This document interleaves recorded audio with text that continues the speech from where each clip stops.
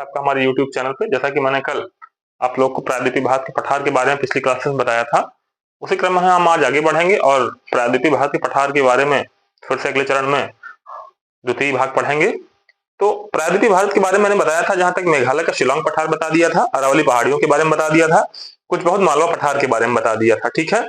और इसका ढाल बताया था, ढाल किस तरफ है और पश्चिमी क्षेत्र में तट क्यों पाए जाते हैं ये बता दिया था। पूर्वी घाट पर्वत जो है ज्यादा कटा छटा क्यों है ये बता दिया था। और इसी क्रम में हम आगे बढ़ेंगे। अब बताएंगे कि ये अच्छा ये मालवा का पठार, इसके बारे में बता रहे थे।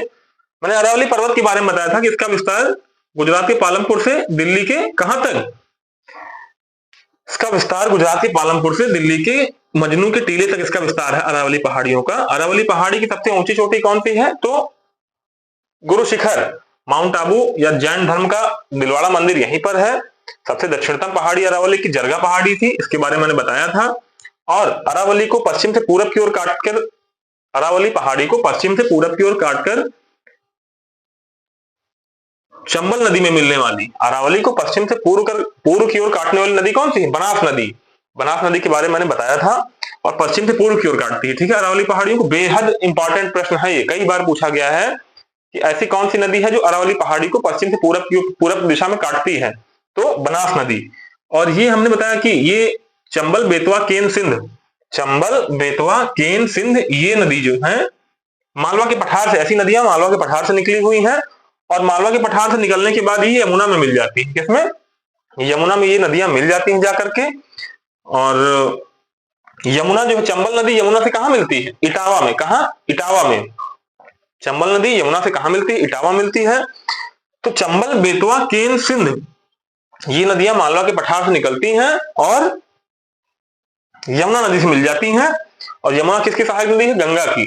चंबल की कोई सहायक नदी बताइए, यमुना की कोई सहायक नदी बताइए। चार नदियां यमुना सहायक नदी है, चंबल बेतवा केन सिंध ये यमुना की सहायक नदी है। वेरी इंपॉर्टेंट प्रश्न है, ऑप्शन में दे देगा निम्नलिखित में से कौन सी सहायक नदी नहीं है यमुना की। ऑप्शन में चंबल बेतवा केन और सोन चार नदियां रख देगा, ठीक है।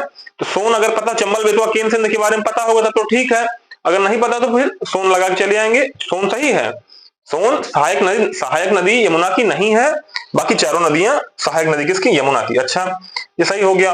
अब इन नदियों ने, चंबल बेतवा केन सिंध जैसी नदियों ने मालवा के पठार को, चंबल बेतवा केन सिंध जैसी नदियों ने मालवा को पठार को इतना काट छाट दिया है कि यहाँ गहरी गहरी नलिकाएं बना दी, नाली टाइप में, मतलब 8-8 फीट गहरी नालियां लंबी लंबी चली जा रही हैं, ठीक है। तो उसमें प्राचीन काल में, पहले के समय में क्या होता था, जो डाकू होते थे, जो लुटेरे होते थे, वो अपना आश्रय बनाते थे। क्यों आश्रय इसलिए बनाते थे, क्योंकि वहां उन्हें छिपने की जगह मिल जाती थी, ठीक है। जैसे नालियां हैं, इसे चली जा रही नालियां, फिर उसके बगल में फिर ऐसे नाली है, नाली बाई नाली करके वो क्षेत्र अवनालिकाओं से प्रभावित था, ठीक है। तो ऐसे जो लुटेरे रहते थे, इनको छिपने की यहाँ जगह मिल जाती थी, ठीक है। तो तब प्रशासन की इतनी पहुंच भी नहीं थी, है ना। तो ये क्षेत्र जो है अवनालिका अपरदन से प्रभावित है, अवनालिका अपरदन से प्रभावित है या नलिका अपरदन से भी प्रभावित है। ऐसी ये भूमि खेती के लिए, थोड़ा सा कृषि के लिए उपयोगी नहीं है, इसलिए इस भूमि को उत्खाद भूमि या बीहड़ भूमि कहते हैं। कृषि यहां डेवलप नहीं है, क्यों, क्योंकि नदियों ने इतना काट दिया है, इतना गहरे गहरे गड्ढे बना दिए हैं, ठीक है। इसलिए इस क्षेत्र को बीहड़ भूमि कहा जाता है, उत्खाद भूमि कहा जाता है, ठीक है। ये हो गया। तो मालवा के पठार से निकलने वाली नदियों के बारे में मैंने बता दिया, ये वेरी इंपॉर्टेंट है, जरूर याद रखिएगा, ठीक है। मालवा के पठार के दक्षिण में विंध्य पर्वत है। क्या, मालवा के पठार के दक्षिण में विंध्याचल पर्वत या विंध्य पर्वत है। विंध्य पर्वत का विस्तार मुख्यतया, विस्तार तो गुजरात में भी है, विस्तार इसका, ये विस्तार जो है इसका गुजरात में भी है, और विस्तार इसका मध्य प्रदेश में भी है, विस्तार इसका छत्तीसगढ़ में भी है, और कुछ विस्तार इसका जो पूरब में पटना की ओर भी है, कुछ विस्तार इसका पूरब में पटना की ओर भी है, ठीक है। इसको और आगे बढ़ा देंगे अभी। तो कुछ इनका मुख्य रूप से 4 राज्यों में विस्तार है, इनका विस्तार प्रायः 4 राज्यों में, लेकिन मुख्यतः इनका विस्तार मध्य प्रदेश में है, ठीक है। कैमूर की पहाड़ी छत्तीसगढ़ तक छूती है जाकर के, ठीक है। तो गुजरात, मध्य प्रदेश, छत्तीसगढ़ और बिहार, इन 4 राज्यों की ओर ये इनमें विस्तृत है।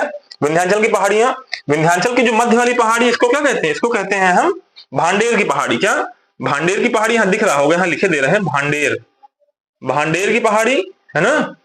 जो विंध्याचल में 3 श्रेणियां बटी हुई है ना, तो मध्य वाला जो है भांडेर है, और सबसे पूर्वी पहाड़ी कौन सी है, कैमूर। कौन सी, कैमूर की पहाड़ी। सबसे पूर्वी पहाड़ी कौन सी है, कैमूर पहाड़ी। ये आप लोग देख पा रहे होंगे, ये कैमूर की पहाड़ी है, ठीक है। अब ये हो गया विंध्य पर्वत। आप लोग विंध्याचल देखिए, मिर्जापुर जाइए, ठीक है। विंध्याचल क्षेत्र में क्या है, मंदिर है, विंध्याचल मंदिर भी तो फेमस है। तो हमें पता होना ये चाहिए कि इनका विस्तार 4 राज्यों में, ठीक है, मुख्य रूप से मध्य प्रदेश में। अच्छा, विंध्याचल पर्वत के दक्षिण में एक नदी भ्रंश है। नदी भ्रंश का मतलब क्या होता है कि जहां नदी अपने अवतलित क्षेत्र में बहती है। अवतलित क्षेत्र का मतलब होता है कि दबे हुए क्षेत्र में, मतलब धसे हुए क्षेत्र में बहती है। दोनों तरफ उठे उठे पर्वत है और नीचे नदी बह रही है घाटी में, नदी घाटी, भ्रंश घाटी, नदी अपने भ्रंश घाटी में बह रही है। तो ये जो है नर्मदा भ्रंश घाटी है। और फिर इसके दक्षिण में सतपुड़ा की पहाड़ी, ये सतपुड़ा की पहाड़ियां है ना, सतपुड़ा की पहाड़ी है। फिर इसके दक्षिण में तापी भ्रंश घाटी है, ठीक है। फिर तापी भ्रंश घाटी, ऐसे तापी भ्रंश घाटी है, ऐसे है ना। तापी भ्रंश घाटी, ये नर्मदा भ्रंश घाटी। भ्रंश घाटी का मतलब मैंने क्या बताया, भ्रंश घाटी का मतलब है कि नदी अपने अवतलित भाग में, नदी अपने अवतलित भाग में या धसे हुए क्षेत्र में जब प्रवाहित होती है, ठीक है, नीचे, तो उसे कहते हैं भ्रंश घाटी, ठीक है। तो यहाँ विंध्याचल पर्वत दक्षिण में नर्मदा भ्रंश घाटी है, यहाँ लिखा हुआ देखिए, नर्मदा भ्रंश घाटी। और विंध्याचल पर्वत दक्षिण में नर्मदा भ्रंश घाटी, और इसके नर्मदा भ्रंश घाटी के दक्षिण में सतपुड़ा पर्वत श्रेणी, सतपुड़ा है, ये सतपुड़ा है, ठीक है। और सतपुड़ा के दक्षिण में कौन सी है, तापी भ्रंश घाटी। तापी मैंने लिखा, तापी भ्रंश घाटी। भ्रंश घाटी का मतलब भारत में ऐसी 3 ही नदियां हैं जो भ्रंश घाटियों में बहती हैं। पहली नर्मदा भ्रंश घाटी, दूसरा तापी भ्रंश घाटी, और तीसरा दामोदर नदी भ्रंश घाटी, दामोदर भ्रंश घाटी, जो मैंने बताया था छोटा नागपुर पठार से निकलती हुई, यहां बताया था मैंने, इस जगह पे मैंने बताया था एक नदी है, ये छोटा नागपुर का पठार है ना, छोटा नागपुर पठार है, ये ऐसे राजमहल की पहाड़ियां हैं, ठीक है। तो मैंने बताया था कि ये जो है यहां से बीचों बीच विभाजित करती हुई भ्रंश घाटी में बहती है, बीचों बीच में बहते हुए 2 भागों में, छोटा नागपुर पठार को 2 भागों में बांटती हैं। झारखंड और वेस्ट बंगाल में अवस्थिति है छोटा नागपुर पठार की। छोटा नागपुर पठार की अवस्थिति झारखंड और वेस्ट बंगाल में इस अवस्थिति है, किसकी, छोटा नागपुर पठार की। तो जो उत्तर वाला भाग है, जो उत्तर वाला भाग है, यह कहलाता है कौन सा, हजारीबाग का पठार। छोटा नागपुर पठार में जो बीचों बीच एक नदी बहती है, जिस नदी का नाम है नर्मदा भ्रंश घाटी, नदी अपने भ्रंश घाटी में बहती है। तो यह छोटा नागपुर पठार को 2 भागों में विभाजित करने का काम करती है, ठीक है। उत्तर का भाग है ये हजारीबाग का पठार कहलाता है, और जो दक्षिण का भाग है ये कहलाता है कौन सा, ये कहलाता है रांची का पठार, ये कहलाता है रांची का पठार। और रांची का पठार जो है समतल संप्राय मैदान का भाग है। संप्राय मैदान मतलब क्या होता है, संप्राय ऐसे नोट करें, संप्राय मैदान का मतलब क्या हुआ कि ऐसा मैदान, संप्राय मैदान लिख लीजिए। रांची का पठार संप्राय मैदान का भाग है। आप लोग मैप जरूर लेते रहिएगा, ठीक है। ये संप्राय मैदान है। तो छोटा नागपुर पठार का जो दक्षिण वाला भाग है, एक उत्तरी भाग तो हजारीबाग का पठार हो गया, दक्षिणी भाग जो है रांची का पठार है। रांची का पठार झारखंड की राजधानी रांची जो है इसी क्षेत्र में है। दूसरी बात यह है कि रांची के पठार से एक नदी निकलती है, सुवर्ण रेखा नदी। रांची के पठार से एक नदी निकलती है, सुवर्ण रेखा नदी। सुवर्ण रेखा नदी डायरेक्टली जो है आकर के यही बंगाल की खाड़ी में मिल जाती है, ठीक है। तो इसकी राजधानी जो है रांची जो है ये यहाँ पे, ठीक है। रांची जो है सुवर्ण रेखा की नदी के तट पर है, ठीक है। संप्राय भाग का मैदान क्यों है, संप्राय का मतलब क्या होता है कि ऐसा मैदान जिसपे ऊंचे ऊंचे शिखर व टीले बिल्कुल नहीं पाए जाते हैं, तो उस क्षेत्र को क्या कहते हैं, संप्राय। क्या कहते हैं, संप्राय मैदान। संप्राय मैदान किसे कहते हैं, तो ऐसे क्षेत्र जहां पर शिखर टीले ऊंचे ऊंचे नहीं पाए जाते हैं, बिल्कुल नहीं पाए जाते हैं, उसे कहते हैं संप्राय मैदान का भाग। तो जो ये रांची का पठार है ये संप्राय मैदान का हिस्सा है, ठीक है। ये हो गया। अब यहाँ पे मैंने क्या बताया था कि खनिजों की दृष्टि से मोस्ट इंपॉर्टेंट है, खनिजों की दृष्टि से वेरी वेरी इंपॉर्टेंट है। और दूसरी चीज मैंने ये बताई थी कि जैसे लोहा हो गया, यूरेनियम, ठीक है, ये सब यही पाए जाते हैं कहाँ, छोटा नागपुर पठार के क्षेत्र में। तो हम घाटियों के बारे में बता रहे थे। तो 3 नदियां ऐसी हैं जो अपनी नदी घाटी में बहती है, नर्मदा नदी घाटी, तापी भ्रंश घाटी और दामोदर नदी भ्रंश घाटी, ठीक है। अब ये जो विंध्याचल पर्वत, उसके दक्षिण में नर्मदा भ्रंश घाटी, उसके दक्षिण में ये कौन सा, ये सतपुड़ा की श्रेणी है। तो सतपुड़ा की श्रेणी का मतलब क्या हुआ, सतपुड़ा की श्रेणी का मतलब ये हुआ कि सतपुड़ा ये अलग अलग पहाड़ियों में बटा हुआ है ना, ये पहाड़ी, फिर ये पहाड़ी, ये पहाड़ी। तो पहली वाली जो पहाड़ी इसे कहते हैं राजपीपला की पहाड़ी। कौन सी? राजपीपला की पहाड़ी, राजपीपला की पहाड़ी, राजपीपला की पहाड़ियां। दूसरा वाला जो ये है, ये कहलाता है महादेव की पहाड़ियां। ये महादेव की पहाड़ियां हैं। और तीसरा वाला ये जो है, ये कहलाता है मैकाल की पहाड़ियां। कौन सी? मैकाल की पहाड़ियां, मैकाल की पहाड़ी। तो सतपुड़ा पर्वत की सबसे ऊंची चोटी कौन सी? अमरकंटक। अमरकंटक यहीं कहीं है, ठीक है। अमरकंटक जो है, अमरकंटक की पहाड़ियां कहां पर हैं? तो अमरकंटक की पहाड़ियां मैकाल पर्वत पर ही हैं। अमरकंटक की पहाड़ियां मैकाल पर्वत पर ही हैं।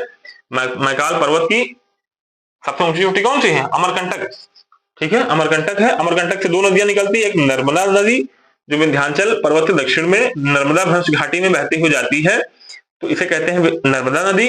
अमरकंटक की पहाड़ियों से दो नदियां निकलती हैं, एक नर्मदा नदी और दूसरी उत्तर की ओर प्रवाहित होने वाली जो गंगा से मिलती है, उत्तर की प्रवाहित होकर जो सीधा गंगा से मिलती है पटना में, सोन नदी। सोन नदी अमरकंटक की पहाड़ियों से निकल करके पटना में गंगा से मिलती है, ठीक है। तो अमरकंटक की पहाड़ियों, अमरकंटक की जो पहाड़ियां हैं ये कहां पर हैं? ये मैकाल पर्वत श्रेणी, मैकाल पहाड़ियों का सबसे ऊंची चोटी है, ठीक है। मैकाल पहाड़ियों की सबसे ऊंची चोटी है, ठीक है। ये हो गया।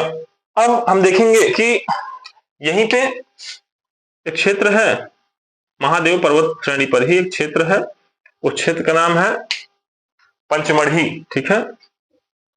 यहीं पर महादेव की पहाड़ी में तो पंचमढ़ी पहाड़ी भी है और पंचमढ़ी नाम से एक हिल स्टेशन भी है, जो पर्यटन की दृष्टि से बहुत ही आनंदमयी है, ठीक है। लोग यहाँ घूमने जाते हैं, टूर करने जाते हैं, ठीक है। तो पंचमढ़ी जो है, पंचमढ़ी हिल स्टेशन लिख लें, ठीक है। पंचमढ़ी हिल स्टेशन कहां पर है? तो यह महादेव पहाड़ियों पर। कहां पर है? महादेव पहाड़ियों पर है, ये यहाँ पर, ठीक है। यहाँ पर पंचमढ़ी हिल स्टेशन है और पंचमढ़ी बायोस्फीयर रिजर्व भी है, जयमंडल आरक्षित क्षेत्र, ठीक है। जब कभी नौकरी अगर आप लोग की लग जाए तो जरूर जाइएगा ऐसी जगहों पे घूमने के लिए, ठीक है। बहुत ही आनंदमय जगह है, ठीक है। ऊटी वगैरह चले जाइए, कभी ऊटी जाइए और जो अन्नामलाई की पहाड़ियां वगैरह उधर घूम के आइए जाकर, नीलगिरी की पहाड़ी, साइलेंट वैली घूमिए जाकर के, ठीक है। अभी बताएंगे बारी बारी से आगे सबके विषय में। तो थोड़ा सा नोट करिएगा कि महादेव की पहाड़ियों पर ही पंचमढ़ी हिल स्टेशन भी है। पंचमढ़ी हिल स्टेशन कहाँ है? जो कि पर्यटन की दृष्टि से वेरी इंपॉर्टेंट है, बहुत ही आनंदमयी है। पंचमढ़ी हिल स्टेशन कहां पर है? तो मध्य प्रदेश में। मध्य प्रदेश में कहा? महादेव की पहाड़ियों पर। कहा? महादेव की पहाड़ियों पर। यहां नोट कर लीजिएगा, पंचमढ़ी हिल स्टेशन या बायोस्फीयर रिजर्व। क्या? बायोस्फीयर रिजर्व, ठीक है। बायोस्फीयर रिजर्व कह सकते हैं इसे, या जैवमंडल आरक्षित क्षेत्र,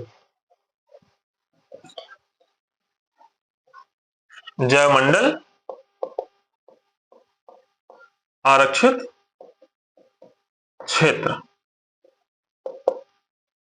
ठीक है ना। तो ये क्षेत्र जो क्या कहलाया? ये जो है सतपुड़ा पहाड़ियों का क्षेत्र है, ठीक है। सतपुड़ा की विशेषता और एक ये है कि ये ब्लॉक पर्वत का उदाहरण है। ब्लॉक पर्वत का मतलब क्या होता है कि दो नदी घाटियों के बीच में, दो नदी घाटियों के बीच में, जैसे ये नदी घाटी है, ऐसे मैंने बनाया ये, ठीक है, और ये, ठीक है, ये सतपुड़ा पर्वत मान लीजिए, ये सतपुड़ा पर्वत है और दोनों नदी घाटी अपने अवतलित क्षेत्र में, धसे हुए क्षेत्र में नीचे बह रही है ना? ये नदी नीचे बह रही दोनों तरफ। ये नर्मदा भ्रंश हो जाएगा, ये तापी भ्रंश घाटी, ये नर्मदा भ्रंश घाटी, ये तापी भ्रंश घाटी।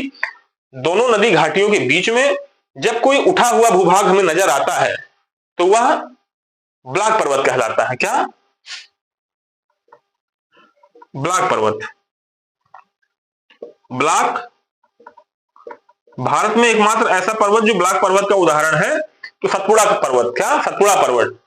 अब आप यहां खड़े होंगे, ऐसे यहां खड़े होंगे तो बिल्कुल नहीं जाहिर होगा, लेकिन जब कभी आप इस घाटी क्षेत्र में खड़े होंगे, जब कभी आप इस घाटी क्षेत्र में, भ्रंश घाटी क्षेत्र में यहां खड़े होकर के इस जगह देखेंगे तो यह हमें क्या कैसे नजर आएगा? यहां तो हमारे लिए पर्वत ही तो नजर आएगा इतनी ऊंचाई पर।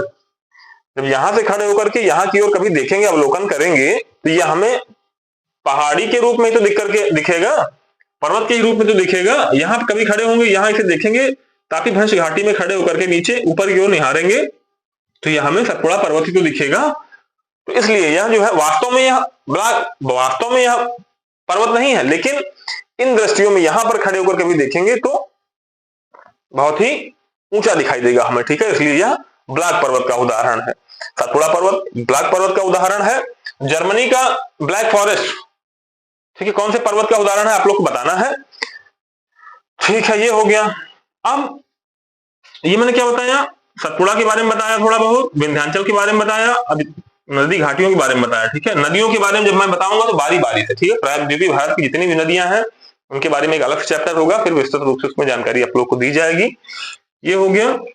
अब हमें देखना ये है कि ये छोटा नागपुर का पठार हो गया, है ना, झारखंड और वेस्ट बंगाल में इसकी अवस्थिति है, इसके बारे में बता ही दिया है। अब यहीं पे अब होता है, एक होता है दक्कन ट्रैप। दक्कन ट्रैप नहीं, ये इसकी चट्टाने जो है, मालवा पठार की जो चट्टाने हैं ये बेसाल्टिक चट्टाने हैं, ये बेसाल्ट से बनी हुई चट्टाने हैं। किससे? बेसाल्टिक चट्टाने, बेसाल्टिक रॉक, ठीक है, रॉक्स, बेसाल्ट से बनी हुई चट्टाने हैं ये। और ये दक्कन का पठार थोड़ा सा देख लीजिए, ये तापी भ्रंश घाटी इस क्षेत्र ऐसे कर लीजिए, ये ऊपर ऐसे गया, ऐसे ऐसे करके ये ऐसे, ठीक है। तो तापी भ्रंश घाटी के दक्षिण में और पश्चिमी घाट पर्वत की पूर्व में, पूर्वी घाट पर्वत के दक्षिण पश्चिम में, भाई तापी भ्रंश घाटी के दक्षिण में, पश्चिमी घाट पर्वत की पूर्व में और पूर्वी घाट पश्चिम पर्वत के पश्चिम में जो ये वाला क्षेत्र है ये कहलाता है दक्कन का पठार। क्या दक्कन का पठार क्या कहलाता है? दक्कन का पठार, क्या दक्कन का पठार, ये पूरा भाग क्या कहलाता है? दक्कन का पठार कहलाता है। दक्कन के पठार के बारे में मैंने बताया था एक बार, ठीक है, पिछली क्लासेस में शायद मैंने बताया था। तो ये वाला भाग क्या कहलाता है? दक्कन का पठार कहलाता है। दक्कन के पठार में यही एक और पठार है, इसे कहते हैं दंडकारण्य का पठार। क्या कहते हैं? दंडकारण्य का पठार। दंडकारण्य का पठार हल्का सा ऊपर और बना लीजिए इसे यहां पर, ठीक है। दंडकारण्य का पठार, दंडकारण्य पठार, इसकी अवस्थिति मुख्य रूप से छत्तीसगढ़ और उड़ीसा में। कहां पर? छत्तीसगढ़, आप लोग नोट करते रहिएगा। दंडकारण्य पठार की अवस्थिति मुख्य रूप से छत्तीसगढ़ और उड़ीसा में है, ठीक है। दंडकारण्य पठार की अवस्थिति मुख्य रूप से छत्तीसगढ़ और उड़ीसा में है। और दंडकारण्य पठार का जो दक्षिणी एरिया है यह बस्तर पठार कहलाता है। कौन सा? जो दक्षिणी भाग है दंडकारण्य पठार का जो दक्षिणी भाग है यह बस्तर पठार कहलाता है। बस्तर का पठार भारत में क्यों प्रसिद्ध है? सबसे ज्यादा भारत में एकमात्र टिन का उत्पादन करने वाला क्षेत्र अगर है कोई तो वह बस्तर का पठार है। दंडकारण्य पठार का जो दक्षिणी भाग है, दक्षिणी भाग बस्तर का पठार कहलाता है। बस्तर का पठार टिन उत्पादन के लिए भारत में जाना जाता है। टिन उत्पादन के लिए भारत में एकमात्र टिन उत्पादन वाला क्षेत्र कौन सा है? तो बस्तर का पठार। बस्तर का पठार, दंडकारण्य पठार का दक्षिणी जो भाग है वो बस्तर पठार कहलाता है, ठीक है। और दंडकारण्य पठार का विस्तार कहां पे? छत्तीसगढ़ और उड़ीसा में है। और यहीं से छत्तीसगढ़ से एक नदी निकलती महानदी, छत्तीसगढ़ से एक नदी निकलती महानदी, इसके उत्तर में जो दंडकारण्य का पठार है, दंडकारण्य के पठार के उत्तरी सिरे में छत्तीसगढ़ क्षेत्र से एक नदी निकलती है, उस नदी का नाम है महानदी। महानदी अपना जल बंगाल की खाड़ी में गिराती है पूर्व की ओर प्रवाहित होते हुए। तो जो क्षेत्र है कौन सा? जो क्षेत्र दंडकारण्य पठार के उत्तरी वाला क्षेत्र है यह थालानुमा क्षेत्र। थालानुमा क्षेत्र मतलब क्या? कि धंसा हुआ क्षेत्र, नदी धंसे हुए क्षेत्र में, ठीक है। जैसे आप लोग देखते हो इधर जैसे जो गंगा नदी है, गंगा नदी के आसपास का क्षेत्र, घाटी वाला क्षेत्र कैसे होता है? ऐसे ही ना होता है, ऐसे, है ना, दूर दूर तक फैला हुआ। तो ये धंसा हुआ क्षेत्र मतलब बेसिन, इसे कहते हैं महानदी बेसिन। क्या? महानदी बेसिन, महानदी बेसिन वाला एरिया। महानदी बेसिन मतलब, बेसिन का मतलब क्या होता है? जो घर में बेसिन लगा होता है सिंक टाइप में, बेसिन टाइप में क्या थाला ही तो होता है, अगल बगल ऊंचा नीचे क्या कैसे होता है भाई, बेसिन कैसे बना होता है, सिंक ऐसे ऐसे ही ना बना होता है, जो मुंह धोने वाला जो सिंक होता है, बेसिन लगा होता है, ऐसे ही तो होता है थाला नुमा, है ना, अगल बगल ऊंचा नीचे थाला, ठीक है। तो ये क्षेत्र है महानदी बेसिन का, इसलिए इसे हम बेसिन कहते हैं, ठीक है। तो ये जो महानदी बेसिन वाला क्षेत्र है, छत्तीसगढ़ और उड़ीसा वाला जो भाग है, यहाँ महानदी बेसिन वाला जो क्षेत्र है, ये थाला है। थाला का मतलब धसा हुआ क्षेत्र है, ठीक है। जो घाटियां हैं, जो नदियां हैं, धसे हुए क्षेत्र में बहती है, ठीक है, इस क्षेत्र में। तो यह क्षेत्र जो है, जो कि तटीय एरिया है, उड़ीसा हो गया, आंध्र प्रदेश हो गया, तेलंगाना हो गया, तो तटीय क्षेत्र है। तो जो चक्रवात आते हैं पूर्वी तट से जब चक्रवात आते हैं, तो इस क्षेत्र में टकराने के बाद अधिक वर्षा करते हैं, जिससे कि ये क्षेत्र जो है हमेशा पानी से परिपूर्ण रहता है, ठीक है, पानी की कमी नहीं होने देता है, ठीक है, ये क्षेत्र। तो ये क्षेत्र जो है छत्तीसगढ़ और उड़ीसा वाला जो क्षेत्र है, चावल के उत्पादन के लिए बहुत ही अग्रणी है, ठीक है।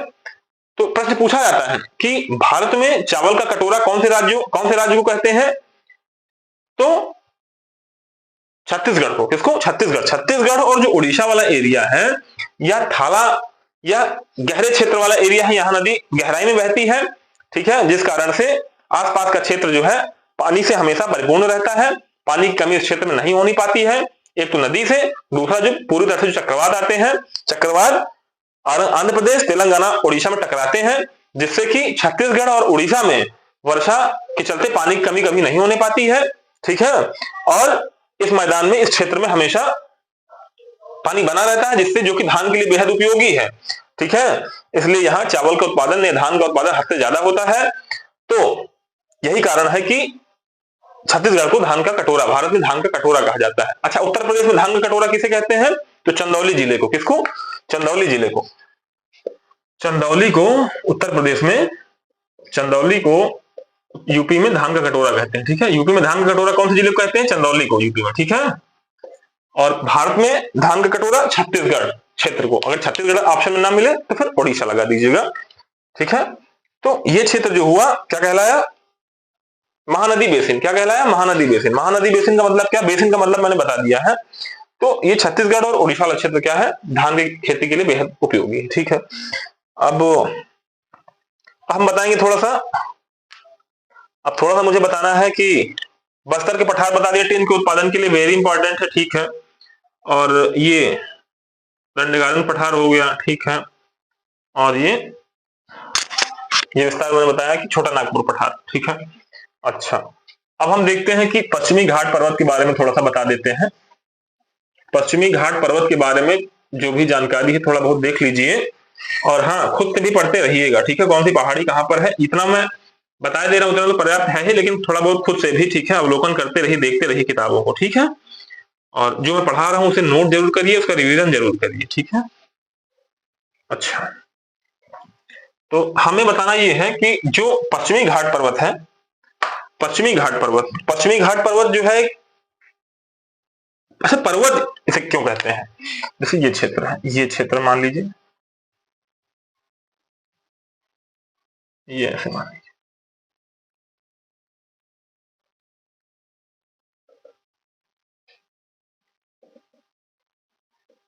एक चीज मैंने और नहीं बताई है, अच्छा थोड़ा सा देख लीजिए। तो ये क्षेत्र जो है प्रायद्वीपीय भारत के पठार गुजरात में भी तो फैला हुआ है। प्रायद्वीपीय भारत का जो क्षेत्र है ये गुजरात में भी फैला हुआ है, ठीक है। तो गुजरात क्षेत्र में ऐसे फैला हुआ है, जैसे ये मान लीजिए थोड़ा सा गड़बड़ बना हुआ है ऐसे करके, ठीक है। ये क्षेत्र मान लीजिए, तो यहां पर 3 पहाड़ियां हैं, गुजरात क्षेत्र में 3 पहाड़ियां हैं। उन पहाड़ियों का नाम क्या है? ये गिर पहाड़ी हो गया, ये सौराष्ट्र क्षेत्र है, ये खंबात की खाड़ी है, और ये जो निकला हुआ हिस्सा बाहर आप देख पा रहे हैं, ये सौराष्ट्र क्षेत्र है। सौराष्ट्र क्षेत्र में, भारत के मानचित्र में गुजरात राज्य के सौराष्ट्र क्षेत्र में 3 पहाड़ियां हैं। कौन कौन सी? ये गिर पहाड़ी है, गिर पहाड़ी, ये बारदा पहाड़ी है, बारदा पहाड़ी, और ये मांडव पहाड़ी। गुजरात के सौराष्ट्र जिले में 3 पहाड़ियां हैं, गिर पहाड़ी, बारदा पहाड़ी और मांडव की पहाड़ियां, ठीक है। ये प्रायः पूछा जाता है प्रश्न, क्या कि गुजरात क्षेत्र में कौन सी पहाड़ियां पाई जाती हैं? तो गिर पहाड़ी, बारदा पहाड़ी, मांडव की पहाड़ियां। ठीक है, तो गिर, बारदा, मांडव, तो जो एशियाई शेर हैं, जो एशियाई शेर का मतलब क्या होता है कि पूरे एशिया क्षेत्र में, जो एशिया है, एशिया, पूरे एशिया महाद्वीप में कहीं भी एशियाई शेर नहीं पाए जाते हैं सिवाय भारत के। भारत के सौराष्ट्र क्षेत्र के अलावा कहीं भी एशियन लॉयन, जिसे हम बब्बर शेर कहते हैं, शेर, बाघ नहीं, बाघ अलग है और शेर अलग है। शेर वो जिनके गर्दन में बड़े बड़े बाल रहते हैं, ठीक है, बड़ा सा मुंह फैला देते हैं अपना, है ना, शेर कहते हैं। तो एशियाई शेर, ये जो बब्बर शेर होते हैं, यह गुजरात क्षेत्र में ही पाए जाते हैं, गुजरात के गिर क्षेत्र में। गिर नेशनल पार्क आप लोगों ने सुना होगा, किस लिए प्रसिद्ध है? एशियाई शेरों के लिए प्रसिद्ध है। अच्छा, एक चीज और है कि पूरे विश्व में, पूरे एशिया में क्यों नहीं पाए जाते हैं, भारत में ही क्यों पाए जाते हैं? तो मैंने बताया था कि जब भारत शुरुआत में, भारत इंडियन प्लेट का हिस्सा है, तो जब इंडियन प्लेट अफ्रीकन प्लेट से टूट करके, जब इंडियन प्लेट अफ्रीकन प्लेट से टूट करके उत्तर पूर्व की ओर प्रवाहित हुआ, तो जब इंडियन प्लेट अफ्रीकन प्लेट से टूट करके उत्तर पूर्व की ओर प्रवाहित हुआ, तो टूटने से पहले जब भारत, जब इंडियन प्लेट अफ्रीकन प्लेट से लगा हुआ था, तो उस समय यह सवाना क्षेत्र का हिस्सा था। सवाना क्षेत्र का मतलब क्या होता है कि जो अफ्रीका महाद्वीप है, जो अफ्रीका महाद्वीप है, तो उसके जो बीचों बीच वाला क्षेत्र है, वो विषुवत वाला क्षेत्र कहलाता है। वहां सदाबहार वर्षावन पाए जाते हैं, वहां सदाबहार वर्षावन पाए जाते हैं। हमेशा बारिश होती है और पानी की कमी रहती नहीं है, इसलिए वृक्षों में पत्तियां हमेशा बनी रहती हैं, पत्तियां हमेशा हरी भरी दिखती रहती हैं, जंगल वहां के हमेशा घने रहते हैं।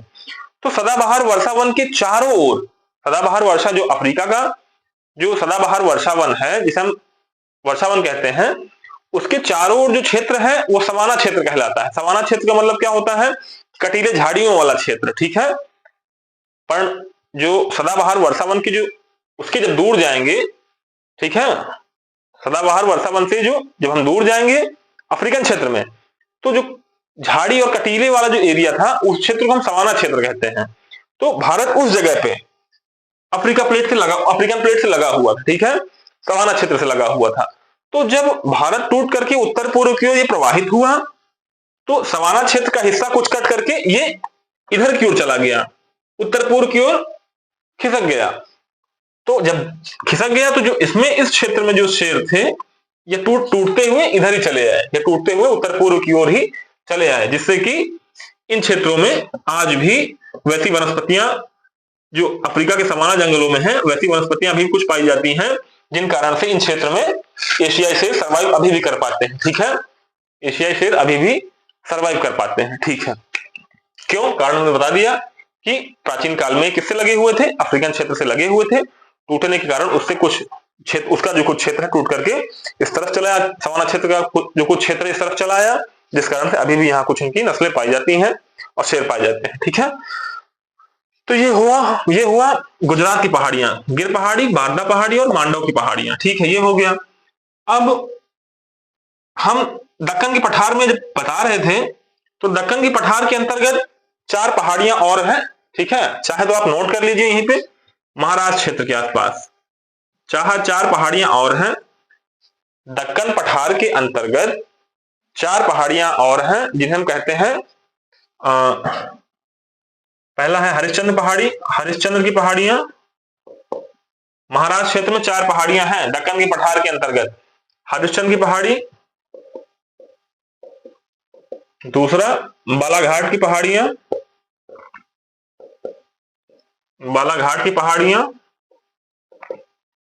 तीसरा गविलगढ़ की पहाड़ियां, गविलगढ़ की पहाड़ियां, और चौथा है, एक सेकंड रुकेंगे, ये 3 पहाड़ियां पहले आप लोग नोट करिए।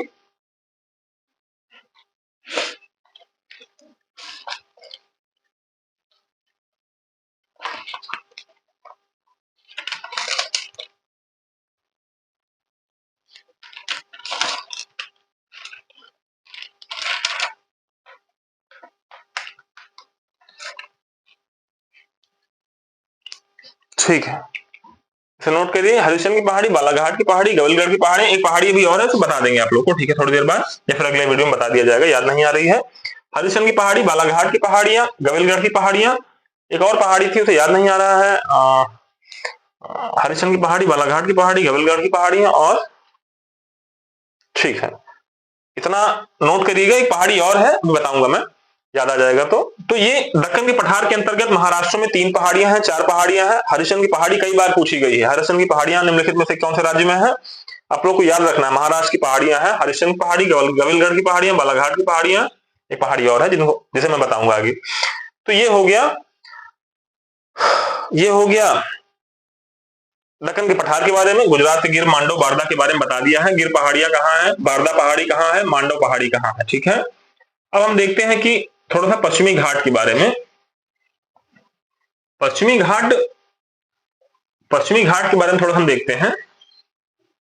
दरअसल ये जो क्षेत्र था, ये ऐसे नहीं जी, ऐसे करके,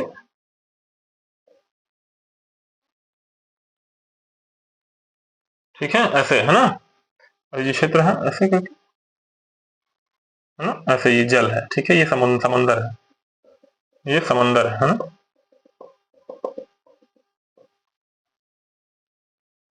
ठीक है। ये क्या है, ये क्या है, ये यहाँ समंदर है,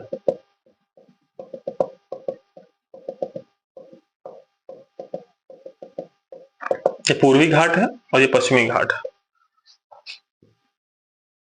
तो मैंने क्या बताया था कि इसका ढाल जो है पूरब की ओर है। क्यों? क्योंकि अधिकांश नदियां, महानदी, गोदावरी, कृष्णा, कावेरी जो नदियां हैं, महानदी, गोदावरी, कृष्णा, कावेरी जो नदियां हैं, ये नदियां, इनका ढाल पूर्व की ओर है, ठीक है। पूर्व की होने के चलते इन नदियों ने क्या किया है, इन नदियों ने पूर्वी घाट पर्वत को काट छाट दिया है, जिनमें कि यहाँ की जो तट है पूरी तरीके से कहीं कहीं गायब हो गए हैं। जो कृष्णा, जो गोदावरी, ये महानदी गोदावरी के बीच में जो तट है ये दिखता ही नहीं, एकदम कटा छटा हुआ है, ठीक है। तो ये तट जो है इन नदियों ने अपनी जलधाराओं के कारण क्या किया कि इन पूर्वी घाट पर्वत को एकदम काट छाट दिया, जिससे कि यहाँ तट गायब हो गया है। जबकि पश्चिमी घाट में तट क्रमबद्ध व निरंतर हमें देखने को मिलता है, ठीक है, श्रेणीबद्ध तरीके से। तो हम ये देखते हैं कि अच्छा, कोई व्यक्ति अगर यहाँ खड़ा हो जाए, मतलब बीच में यहाँ कहीं खड़ा हो जाए, तो उसे पश्चिमी घाट पर्वत ज्यादा ऊपर नहीं दिखाई देगा। पश्चिमी घाट पर्वत यहाँ खड़े हुए व्यक्ति को क्या कुछ, अगर यहाँ खड़े हुए व्यक्ति को अगर पश्चिमी घाट श्रेणी को, पश्चिमी घाट पर्वत को देखेगा तो क्या ऊपर दिखाई देगा उसे कि बहुत ऊंचा है? नहीं दिखाई देगा। लेकिन जो व्यक्ति मुंबई में खड़ा हुआ है, ये तटीय क्षेत्र है ना, ये मुंबई का मैदानी क्षेत्र है, तट पर मैदान क्यों पाए जाते हैं, मैंने जब पढ़ाया था। तो जब यहाँ कोई खड़ा व्यक्ति अगर यहाँ देखेगा इस पश्चिमी घाट पर्वत को, तब उसके लिए यह पर्वत जैसे दिखाई देगा, उसके लिए यह पर्वत जैसे दिखाई देगा ना। यहाँ खड़ा हुआ कोई व्यक्ति चेन्नई, विशाखापट्टनम के पास खड़ा हुआ व्यक्ति अगर इस जगह कुछ देखेगा, है ना, इस जगह देखेगा तो उसे क्या, इसे पर्वत दिखाई देगा यहाँ। लेकिन यहाँ पे खड़ा हुआ व्यक्ति अगर देखेगा तो नहीं दिखाई देगा, ठीक है। तो वास्तव में जो पश्चिमी घाट है यह एक पर्वत नहीं है, यह एक कगार है जो अफ्रीका से टूट करके अलग हुआ था। बाद में नदियों ने अपने जल के बहाव से मिट्टी, बालू, रेत, चट्टान ला करके इनमें जमा किया, तो इस तट का निर्माण हो गया इस क्षेत्र का, ठीक है। नहीं, स्टार्टिंग में ऐसे ही था, स्टार्टिंग में ये ऐसे था, ऐसे टूट करके जब अलग हुआ था तो ऐसे था, ये ऐसे था, टूट कर अलग हुआ था तो ऐसे था, ठीक है। लेकिन बाद में क्या हुआ कि नदियों ने अपने साथ अवसाद, गाद, बालू, मिट्टी ला करके जमा किया, जिससे कि ये क्षेत्र भी जो है मैदानी बन गए और यहाँ पर शहर बस गए, ठीक है। ये मुंबई, अगर मुंबई से हमें बीच में यहाँ आना हो तब हमारे लिए थोड़ा सा टफ है, तब हमारे लिए थोड़ा सा कठिन है, पर्वत ये क्रॉस करके ही आना पड़ेगा, ठीक है। ये बता रहे हैं। तो वास्तव में पर्वत ना होकर के ये कगार नुमा है, ये कगार है, पश्चिमी कगार है इसे कहते हैं, ठीक है। वास्तव में पश्चिमी घाट पर्वत ना होकर के यह एक पश्चिमी कगार की भांति है, ठीक है। अच्छा, तो हमें ये बताना है कि पश्चिमी घाट पर्वत का विस्तार जो है, पश्चिमी घाट पर्वत का विस्तार नर्मदा भ्रंश, पश्चिमी घाट पर्वत का विस्तार तापी भ्रंश घाटी से लेकर के तापी भ्रंश घाटी से लेकर के नीचे कार्डामाम की पहाड़ियों तक इसका विस्तार है। पश्चिमी घाट पर्वत का विस्तार तापी भ्रंश घाटी से लेकर के कहां तक, कार्डामाम की पहाड़ियों तक 1600 किलोमीटर तक, 1600 किलोमीटर में 1600 किलोमीटर की लंबाई में इसका विस्तार है। किसका विस्तार है? पश्चिमी घाट पर्वत का। पश्चिमी घाट पर्वत निरंतर व क्रमबद्ध है, जबकि पूर्वी घाट पर्वत ऐसा नहीं है। पूर्वी घाट पर्वत जो है बीच बीच में कटा फटा है, कहीं कहीं तो बिल्कुल कट एकदम गायब ही हो गए हैं, कट। ठीक है, तो इसका विस्तार कहां से कहां तक है? तो इसका विस्तार है तापी भ्रंश घाटी से लेकर के यहां तक। ठीक है, पश्चिमी घाट पर्वत के बारे में थोड़ा हम देखेंगे तो लंबाई 1600 किलोमीटर की लंबाई में फैला हुआ है। Very good. अब हम यहां देखेंगे तो महाराष्ट्र, जहां ये जो बीच वाला क्षेत्र है, ये महाराष्ट्र वाला जो क्षेत्र है, उत्तरी सह्याद्री इसे कहते हैं, उसे उत्तरी सह्याद्री भी कहते हैं। ठीक है, उत्तरी सह्याद्री भी कहते हैं। ठीक है, यहां से। ठीक है, तो यहां पे महाराष्ट्र में ही महाबलेश्वर की चोटी है। ठीक है, महाराष्ट्र में ही महाबलेश्वर की चोटी है, जिसे हम, जहां से कृष्णा नदी निकलती है। कृष्णा नदी महाराष्ट्र के महाबलेश्वर पहाड़ी से निकलकर पूर्व की ओर बहते हुए बंगाल की खाड़ी में गिरती है जाकर के। महाराष्ट्र से निकलती है और आंध्र प्रदेश, तेलंगाना और तमिलनाडु 4 राज्यों में प्रवाहित होते हुए पूरब की ओर बे ऑफ बंगाल में गिर जाती है। ठीक है, ये हो गया महाबलेश्वर की चोटी, महाराष्ट्र में ही है। इसके बाद कर्नाटक क्षेत्र है। कर्नाटक क्षेत्र में 2 चोटियां हैं, एक चोटी ये है, एक इसके नीचे ये चोटी है। कर्नाटक क्षेत्र में 2 चोटियां हैं जिन्हें हम कहते हैं, एक तो है कुद्रेमुख चोटी, ऊपर वाली कुद्रेमुख है, कुद्रेमुख चोटी, और ये वाली चोटी क्या कहलाती है? ये चोटी कहलाती है, ये चोटी क्या कहलाती है? ब्रह्मगिरी, ब्रह्मगिरी पहाड़ी। क्या? ब्रह्मगिरी पहाड़ियां।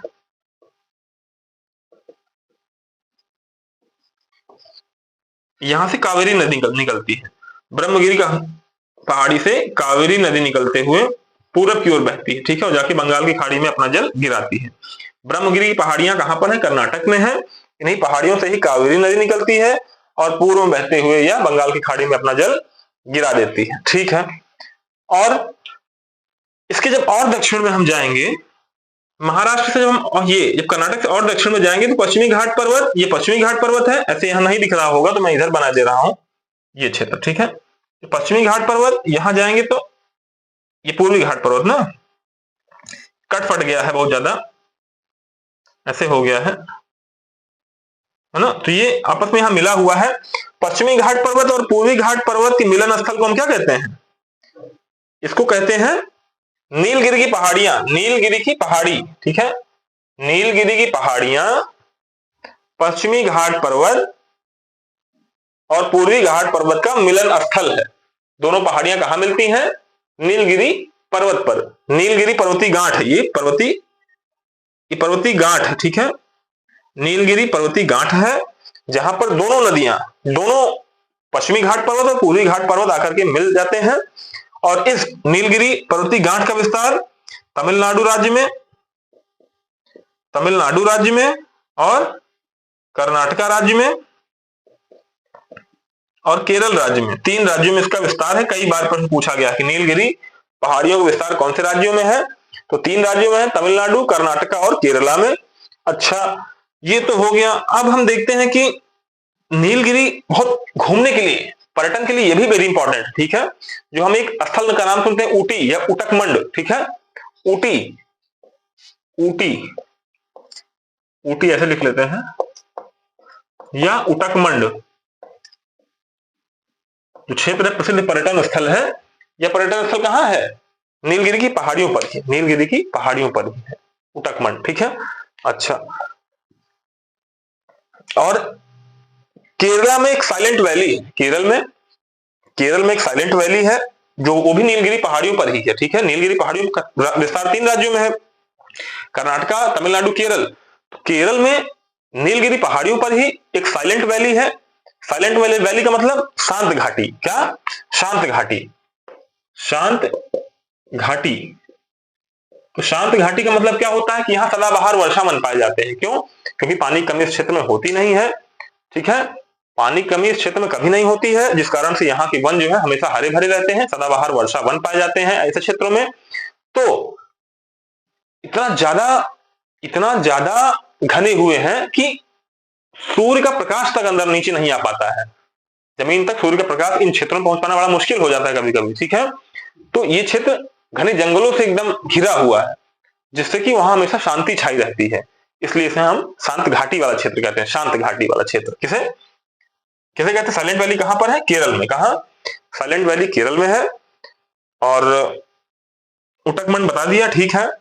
अब इनके दक्षिण में एक क्षेत्र है, यहाँ एक गैप है। ये गैप है। गैप का मतलब क्या? जो पश्चिमी घाट में गैप का मतलब क्या होता है? दर्रा। दर्रा मतलब पहाड़ियां हैं, पहाड़ी के इस पार से उस पार जाने का जो रास्ता होता है, भाई चढ़ करके जा पाना बड़ा कठिन काम है। ठीक है, तो प्रकृति के द्वारा ही बनाए गए ये रास्ते हैं जो इस पार से उस पार मिलाने का काम करते हैं। ठीक है, इस दर्रे को, इस गैप को हम पाल घाट गैप कहते हैं। यहां नहीं दिख रहा होगा, यहां पे बनाए दे रहे हैं ऐसे, ये थोड़ा सा ब्लैक मार्कर से बनाए दे रहा हूं इसे हम। ये आप देख पा रहे हैं, ये क्या है? ये क्या है? ये नीलगिरी पहाड़ियां हैं। नीलगिरी पहाड़ी के दक्षिण में थोड़ी सी जगह छूटी हुई है, ये है ना। तो ये गैप है। गैप का मतलब कि दर्रा टाइप में, जो केरल से तमिलनाडु क्षेत्र में जाने के लिए, केरला के तिरुवनंतपुरम से, केरला के नगरों को तमिलनाडु के नगरों से जोड़ने के लिए एक सड़क मार्ग बनाया गया है। एक सड़क मार्ग है जो पाल घाट दर्रे से या पलक्कड़ गैप से होकर के गुजरता है। तो ये गैप क्या कहलाता है? पाल घाट गैप। क्या? पाल घाट दर्रा या पलक्काड़ गैप, या दर्रा, पलक्काड़ दर्रा कहलाता है। तो यह दर्रा जो है केरल के तिरुवनंतपुरम क्षेत्र को, केरल के तिरुवनंतपुरम क्षेत्र को, तमिलनाडु का सबसे प्राचीन शहर है मदुरै तक के क्षेत्रों को जोड़ता है सड़क मार्ग द्वारा। सड़क मार्ग व रेलवे मार्ग द्वारा तिरुवनंतपुरम को मदुरै से जोड़ता है। क्या? कौन सा क्षेत्र? ये पाल घाट दर्रा जो है केरल के तिरुवनंतपुरम क्षेत्र से तमिलनाडु के मदुरै क्षेत्र तक सड़क व रेल मार्ग द्वारा यह पलक्काड़ दर्रा या पाल घाट दर्रा जोड़ता है। ठीक है, दर्रे और भी कई सारे हैं। जैसे एक दर्रा यहां पर हम देखेंगे, महाराष्ट्र में 2 दर्रे हैं। एक थाल घाट, नोट हो गया, ये नोट हो गया, देख लीजिए, थोड़ा सा नोट कर लीजिएगा। ठीक है, जितना बोल रहा हूं उतना नोट करते रहिए तो समस्या नहीं होगी बार बार। ठीक है, तो हम देखेंगे कि महाराष्ट्र में 2 गैप हैं। एक थाल घाट, क्रम पूछ लेता है, क्रम क्या है दर्रों का? तो पहला हो गया थाल घाट दर्रा, थाल घाट, भोर घाट, तीसरा पाल घाट, ठीक है, तीसरा पाल घाट हो गया। चौथा शनेकोटा दर्रा, ठीक है। ये पश्चिमी घाट पर्वत पर दर्रे हैं। ठीक है, थाल घाट दर्रा, यहां दर्रा लिख दीजिए, भोर घाट और पाल घाट दर्रा। ठीक है, तो महाराष्ट्र क्षेत्र में 2 दर्रे हैं। एक दर्रा ये हो गया, है ना, ये एक दर्रा ये हो गया और एक दर्रा ये। ठीक है, तो ऊपर वाला थाल घाट दर्रा है। थाल घाट दर्रे से यहां से जो मुंबई, यहां मान लीजिए मुंबई तट पर बसा हुआ क्षेत्र है ना मुंबई, यहाँ, और यहाँ पश्चिमी घाट पर्वत है। तट से हमें, तटीय क्षेत्र से हमें अगर नागपुर जाना है, मध्य प्रदेश की ओर जाना है, या उत्तर भारत की ओर जाना है, या कोलकाता जाना है, तो इसी दर्रे से होते हुए हम कहां जाएंगे?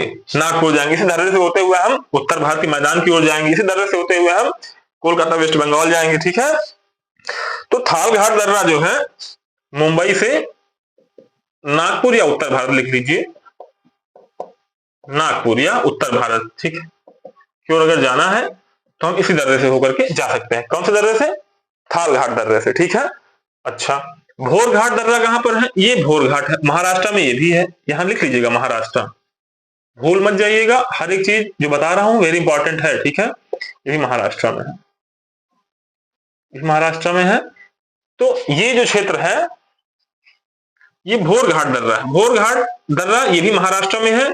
यह मुंबई से, यहां मुंबई है, मुंबई से अगर हमें जाना है पुणे, तो पुणे पश्चिमी घाट के पूर्वी छोर पर, ये पश्चिमी घाट है, पश्चिमी घाट के पूर्वी छोर पर पुणे बसा हुआ है, एक शहर है पुणे। पुणे जो है एक छायावृष्टि प्रदेश है। हम छायावृष्टि प्रदेश के बारे में भी बताएंगे चैप्टर आने पर, ठीक है।